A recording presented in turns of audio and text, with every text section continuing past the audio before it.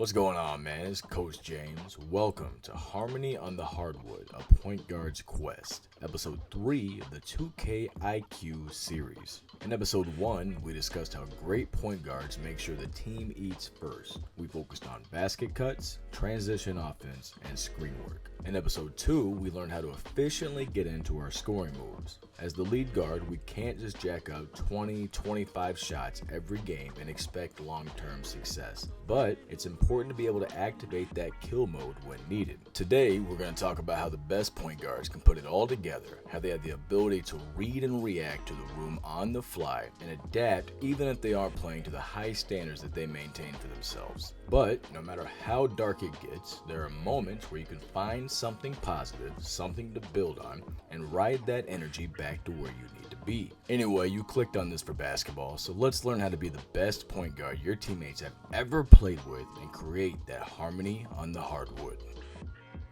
For this game, I'm hopping in the wreck with the Shaq to my Kobe, or the Walt Bellamy to my Pistol Pete, T. Darby. Either way, as long as I have him or my guy Savage, I'm pretty comfortable walking into the wreck, or as comfortable as anybody can be in that madhouse.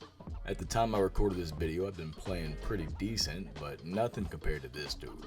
I mean, even for a video game, he was putting up ridiculous numbers and doing so with unequivocal efficiency. Add Hall of Fame rep, and I knew this was going to be a dope matchup. Now look, man, maybe it's just me, but when you want a tip, I want that ball thrown back to the point guard, even in games where it slides me to the 2. He just has a better angle to see what defender didn't realize the ball had been jumped and dot that guy for an early assist. Dude doesn't do that, and before you know it, early break. They push tempo on the fast break, and he does what he should do and takes advantage of my momentum, hops back, and gets a wide open 3. Now you already know I'm going to be looking up the court, figuring out who has a scoring opportunity, and icon passing a bullet, and letting them do what they do. They come right back and get the shot they want, but dude makes a late contest and we're right back out on the break. Dude asked for a mulligan, so when I get the rock, I went ahead and gave it right back to him, so he could give it to his big man to shit on most my team. Polite to a fault. Down 5-2 with a feeling worse than that, I needed to make something happen. Unfortunately, I dumped it off to a guy that wasn't really open for a shot, so he ran to the 3-point line to still get the same result he would have gotten initially. Great offensive board, I'm wide open, but that would have been too easy, so he finds the bonehead from before and gives him another shot. He makes it, so I'm not that mad. 1 point game, basically back to even, and momentum doesn't feel lopsided, at least until they get the wide open backdoor cut for a dunk. Okay, no big deal. I'm just gonna get uphill quick, work a pick and roll, and hit Shaq on the slip for the Savage slam, except for some reason 2K pretended his 86 driving dunk wasn't actually there and gives him the most dumbass layup animation you could possibly imagine. Surely that couldn't happen 2 times in a row. Are you fucking kidding me? We get another offensive rebound, kick it out, and finally hit a fucking shot. You might be wondering how I got here. Doesn't matter, I got crap, dude's nice, and we already discussed that. So let's focus on my terrible pick and roll defense instead. Because my center is in a good position to help out if he drives, I should have went above the screen. Instead, I take 3 days and force a bad rotation, ultimately resulting in an admittedly beautiful up and under move. So not only am I not playing up to my potential on offense, but I'm becoming a liability on defense. This isn't okay. Fortunately, I'm able to get it right back, but I've got to play better. Better defensive possession here. We force a silly pass and we're out on the fast break. But listen, man, we got to talk about R1X versus R1L1 on the break. I stand firm on R1X, getting the ball to your point guard, because I'm the point guard and I know I'm typically going to make the right play. But if you're playing with randoms or a bad point guard, then R1L1 absolutely makes more sense. Or if you're playing with a great point guard like myself, but he keeps setting you up for failure. Look at this positioning.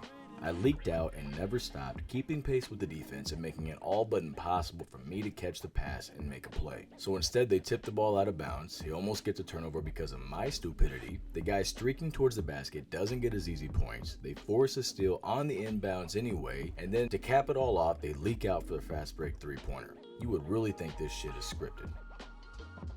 Just when it's starting to look like 2K might be on his bullshit, something incredible happens. We score off a pick and roll. The animation is suspect, but I'm just happy it's only a 2-point game despite all my selling. I wouldn't be happy for very long.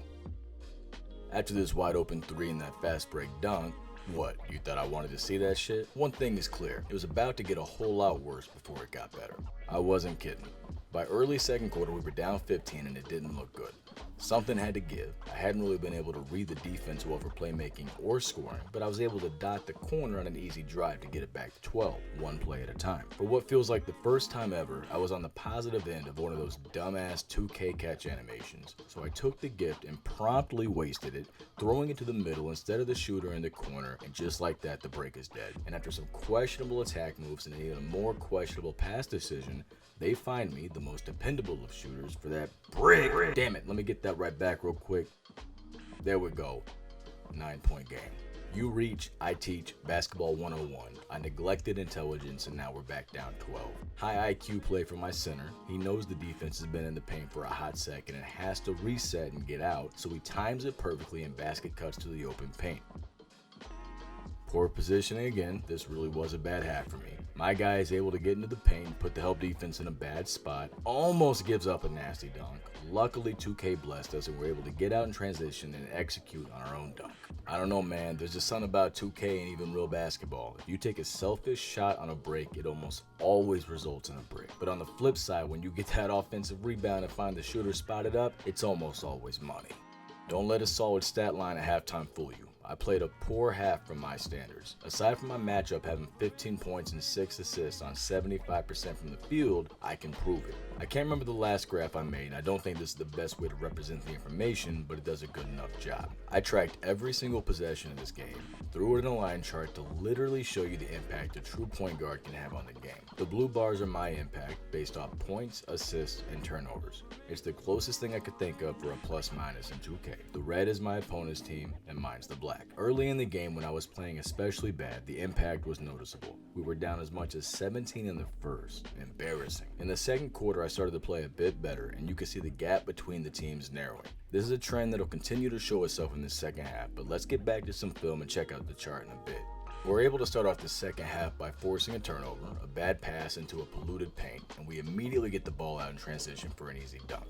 After getting dotted in the corner, dude blows a wide open shot, but then Trent touches the sky to rip down the rebound, kicking it to me on the wing for an easy three.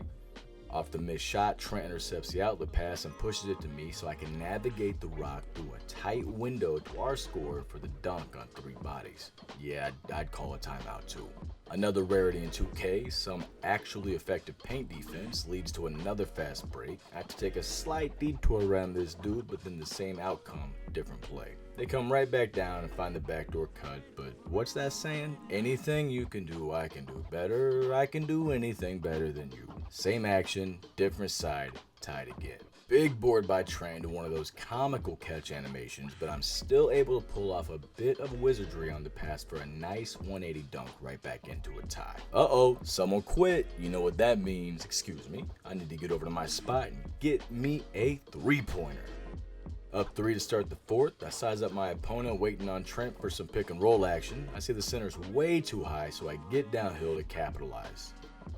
Great defense, I guess, but I know that's a great pass. Splitting the defense for another fast break dunk to put us up 7.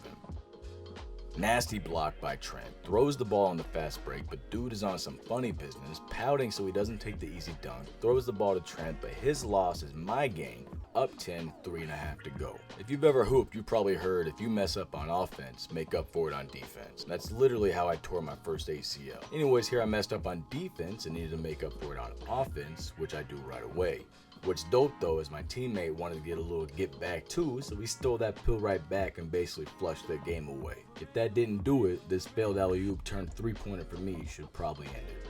Unfortunately, we're going to get a little loose on defense after holding them to just 9 in the third, starting with that 3-pointer right there. Things got weird late in the fourth as they tend to do. We missed a few shots and they hit a few shots, and all of a sudden we were in real jeopardy of losing this game. Now look, if you're going to be that dude on the court, you can't let a lead like this slip away, especially after leading the comeback. You got to be calm and composed, ready to make the right play at the right time for the right guy. Dude takes one of the stupidest step back shots I've ever seen, basically asking them to finish off their own comeback. But I have something they don't have. Trent. He grabs the biggest board of the game, rising above 3 defenders to single-handedly stop the bleeding. Then there was just one thing left for me to do. Almost poetically, the game ends on yet another rebound by Trent, kicked out to me for a fast break that'll have to wait until next game to be completed.